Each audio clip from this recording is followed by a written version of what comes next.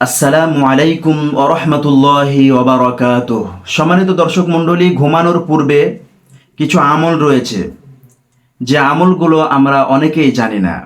আমরা জানি যে 3 কুল ফজরের পর এবং মাগরিবের পর পড়তে হয়, কিন্তু আমরা অনেকে জানি না যে ঘুমানোর পূর্বেও 3 কুল অর্থাৎ সূরা ইখলাস, সূরা ফালাক, সূরা নাস তেলাওয়াত করতে হয়।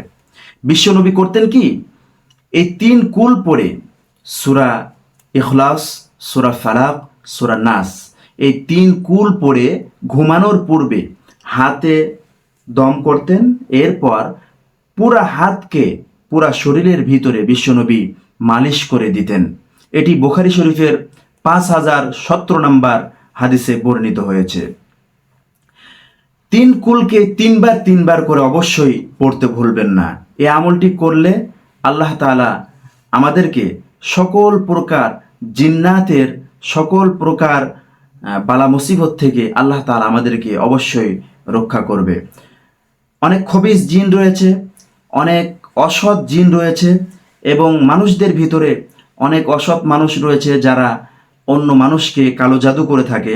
এই 3 কুল যদি আপনি সকাল সন্ধ্যা পড়েন এবং ঘুমানোর পূর্বে পড়েন, তাহলে কোনো জাদু আপনার ওপর কোনো প্রভাব ফেলতে পারবে না। সম্মানিত দর্শক মণ্ডলী, এতক্ষণ আমাদের সাথে থাকার জন্য আপনাকে জানাই জাযাকাল্লাহু খাইর। আসসালামু আলাইকুম ওয়া রাহমাতুল্লাহি ওয়া বারাকাতুহু।